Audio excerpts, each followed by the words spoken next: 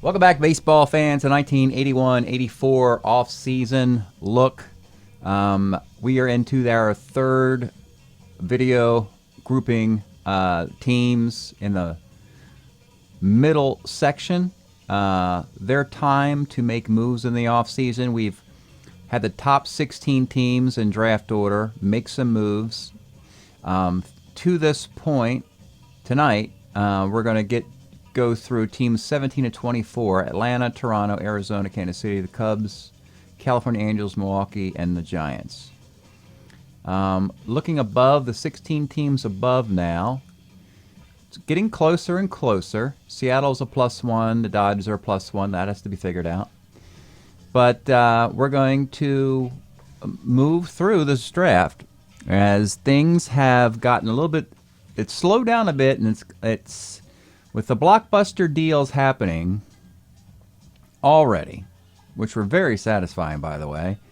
Now it gets to be a little bit more understanding the values that are between what is considered a keeper and what is considered a waived player. The line is getting blurred.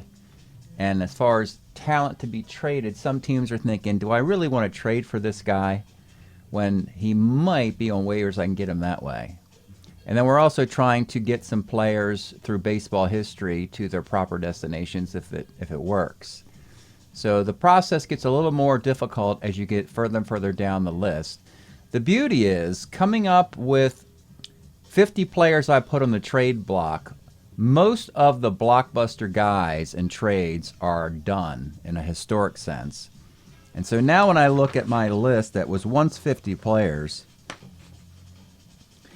I'm looking at Rick Dempsey, Tommy John, Vida Blue, Dave Bergman, Jim Wolford, Wayne Gross, Rusty Staub, Dave Collins, Tom Hume, Keith Moreland, Rick Russell, Jerry Remy, Steve Garvey, Bobby Castillo, and Gaylord Perry. And some of those aren't on the trade block anymore because they've been put on waivers.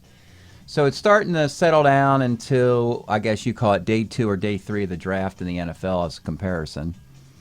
But still, these teams are, these are the teams that really want to move the most. They just missed the playoffs, or just made the playoffs as a wild card. So they're, you have Atlanta at 15 and 15, and at the 8th is the Giants at 17 and 14. So they're all separated by a game and a half or so. So highly competitive. Let's begin with Atlanta, and this is one of the biggest trades of day 3. We finished yesterday with the Cubs acquiring Scott Sanderson. So we have another carousel involving multiple clubs. We have Atlanta, the Ohio players, the world champs, making their first dip into the pool, the Yankees, and Oakland, the traitor Oakland A's. They've been really busy this offseason. They get players, they move them along. Atlanta is the team that's changing their roster the most. Out is John Mayberry, out is Jeff Burrows, out is Gary Matthews. In to Atlanta is Bob Watson from the Yankees. That's historic. Watson did play for the Braves, but they also got Dave Stapleton and Tom Underwood from the Oakland A's. Stapleton would be a 2 first baseman. Watson could be a DH. Underwood is the prize as a lefty starter that they sorely needed in Atlanta, which they didn't really have a good one. Waiting for Zane Smith to bloom, if that ever happens. Tom Glavine is, he doesn't arrive till the later part of the decade. Interesting movement in the middle. Before we get to the middle, let's go to Oakland. So Oakland sent away Stapleton and Tom Underwood. They acquired John Mayberry and Jeff Burrows. Burrows will take that outfield spot once occupied by Armas. The defense is gone, but the bat's still there. And Mayberry gives them a left-handed hitting first baseman, something they didn't have last year. Last year it was Cliff Johnson and Gene Tennis and Wayne Gross at first, and Wayne Gross can go over to third, or Wayne Gross can now officially be put on waivers. So now Oakland's got some options. Atlanta gets the token in this move as they lose 3 players, and the 3 players they got aren't as good. Oakland forks a token away that they once got. Oakland got a token in the big Boston trade way up here. Yeah, the big trade where they lost Tennis, Jones, and Armas. So they got it back. In the middle is interesting of this trade. So Gary Matthews leaves Atlanta. He goes to the Ohio Players to play in the outfield. Mike Easler was in the Ohio Players outfield. He goes to the Yankees. And why do the Yankees want Easler? They wanted another lefty bat. Let's contemplate the Yankees for a moment. Interesting, of course. The Yankees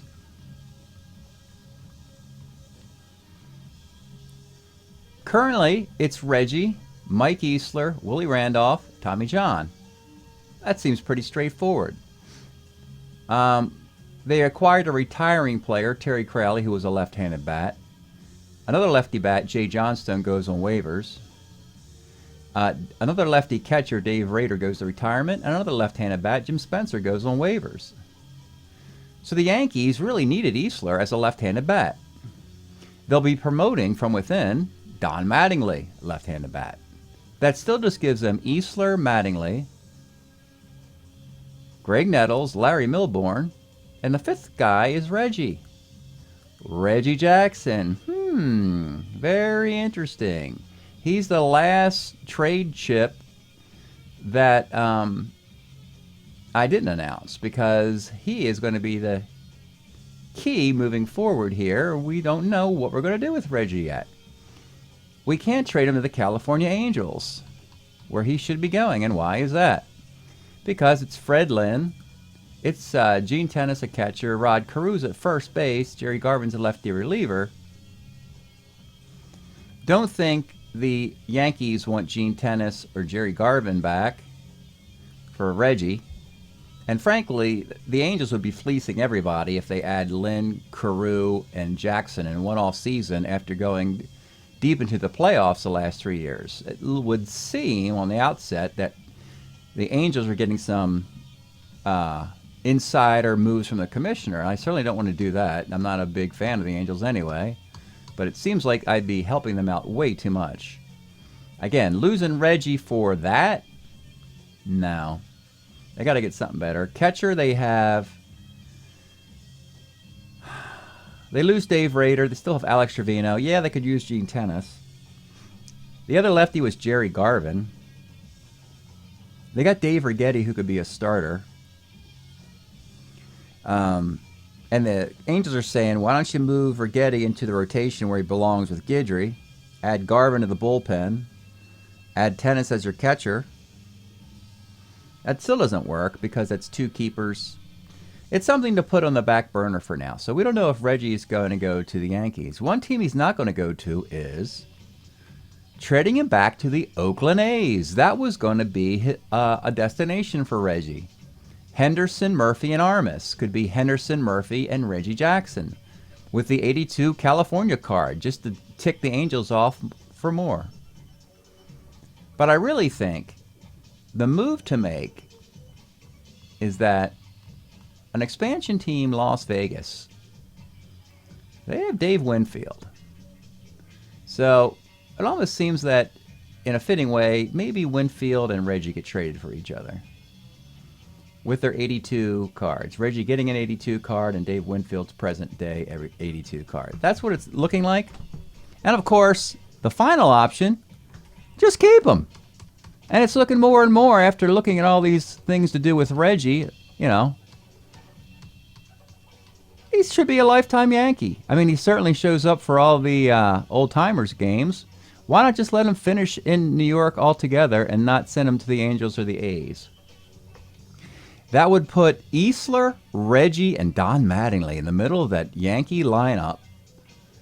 Wow. So there's a lot to gain with the Yankees doing a Yankee thing, which is taking those California Angels stats of 1982.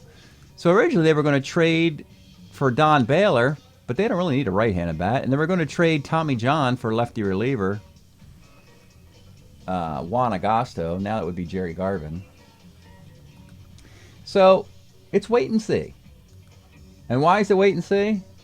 Because going to the draft order, tonight we're looking at 8 teams. In the final 8, the Yankees kick it off. Yankees, Cleveland, Portland, Cincinnati, Oakland, Houston, Philadelphia, Ohio players will be the 4th installment of this. That'll be the next video coming up in a day or so. So, let's get back to our order now that we've exhausted those options with the Yankees. Toronto. Are they going to make another splash? They obviously didn't want John Mayberry, who played for the Blue Jays. They're sort of past that. They weren't very good when Mayberry was there. They got better once they got Lloyd Mosby, Tony Fernandez, all those guys, Damaso Garcia, George Bell, so forth and so forth. They didn't make a move. They just simply stood pat with what they have. And what they have isn't bad. It's Rance Mullinax, Alfredo Griffin. They could have theoretically have Alfredo Griffin and Tony Fernandez as teammates with, for 1 year at least, with Fernandez simply being the reserve infielder with Damaso Garcia and a third baseman, Mullinax. Or you could even say Mullinax as a lefty third baseman. You could have Tony Fernandez could be hit versus lefties.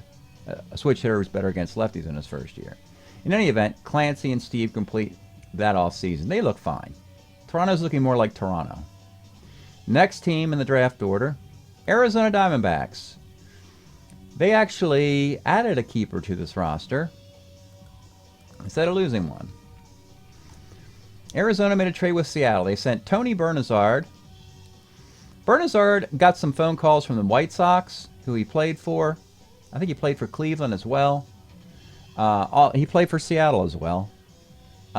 So Arizona sends Bernazard to Seattle with Steve Stone, a 25-game winner who goes on waivers. And they get Jim Morrison and Andy Hassler. So that's going to cost them a token, as it's Arizona gets the token. I'm sorry, yeah. Arizona loses the token, right. They get Morrison and Hassler from Seattle. And Morrison has a lot more thump than Bernazard, and they get an extra player, Hassler. So how does this look for Arizona?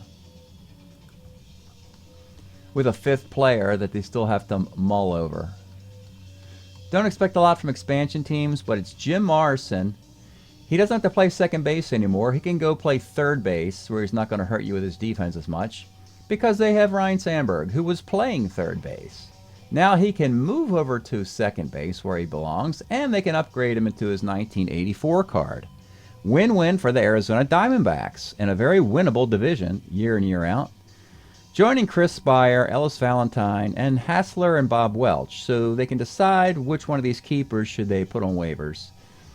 So they're going to stand pat and just think about that, and we'll move to the next team. Kansas City. Kansas City joins some teams we saw earlier, like Baltimore, who simply realized there wasn't a market for their players that they put on the trade block. If we go up earlier in this section, this all sort of happened consecutively. Pastore from Colorado, Palmer from Florida, Baltimore's Rich Dow, Rick Dempsey, the Padres, Gaylord Perry, Broderick Perkins. Nobody wants these guys. They realized, and they simply go to waivers. They can't get any value back in return, which is a shame for those clubs. And Kansas City, they are in a similar boat here. Dave Bergman, Jim Wolford. Bergman's had some nice years for the Tigers. The Tigers already have their 4 keepers. They're just going to snipe him off of waivers. Like sniping in auction, I guess. Jim Wolford has a nice year for the Giants. He might go there. But basically, no one wants to party up for platoon players. Bergman on a lefty versus righties. Wolford's a righty versus lefties mostly. Following up Kansas City, their division rival, and these two teams are eyeballing each other through this timeline. Kansas City, George Brett's Kansas City Royals, Robin Yount's Milwaukee Brewers. They weren't in the same division back historically, but now they are. And so as fierce rivals, they're in the same boat. They got 2 guys who they thought had value, Ed Romero and Joe Beckwith. But they have to go on waivers. And when you see why, let's go look at both teams. And you'll see, starting with Kansas City. Sure, it's Brett. They got Willie Wilson back. They got John Wathan and Quisenberry. You're not going to get rid of any of those guys, which means Wolford and Bergman, they have to go on waivers. Milwaukee, Cecil Cooper. They just traded for Ted Simmons, Ben Ogilvy, Bob McClure. They weren't going to get any value for Joe Beckwith or Ed Romero. So similar boat for similar teams, Kansas City and Milwaukee. In between that, the Cubs, they were happy to land Scott Sanderson. They paused, which brings us to the Angels. I think they're like taking a break as well. They were happy landing Freddie Lynn and Rod Carew. And so after that, the next team, there's been no more activity, as we've had a spate of teams just passing, waiting to see what the other guys are doing. The Cubs passed, Milwaukee. Also, Kansas City's numbers go from 60101 to 40301. Milwaukee goes from 60,002 to the proper 40202. Which leads us to the 8th team on this list tonight, the Giants. And they also had a guy on the trade block. It was Al Holland. And simply put, let's go to the Giants and then we'll call it for tonight. The Giants thought that Al Holland would be a prize trade pick, a stopper, closer, dominant lefty. Was going to make a deal with the Phillies, but they pulled the plug, and the Phillies said, nah, we're going to keep Tug McGraw for his 81 year. And the Giants said, you know what, we'll keep Al Holland with his 81 year. So both players are going to stay where they're at. Al Holland doesn't go to Philadelphia until they make a World Series appearance in '83. So we'll stay in San Francisco till then, meaning that Gary Lavelle's got to stay at setup and Nepper as the ace. Eventually, Lavelle will be the closer or setup guy to Greg Minton, and they'll add a lefty to replace Holland when that happens. But the Giants are good. They won their division. They have Jack Clark, Ed Whitson. Note here, this is a comment section here. 84 is a very good year for Ed Whitson. That's the card to take for the Giants, even though he's no longer with them. I think he moves to... Well, let's go take a look. We got some time here at the end. This is a case where a team says, you know, this guy is generally undesired for some spotty performances in his career. See, he's got a Giants hat on there, then a Padres. I think it's a Padre season. So he leaves the Giants. He stops in Cleveland. He stops in San Diego. He stops in New York.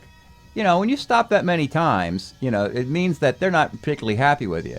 So if you're the Giants, hold on to them.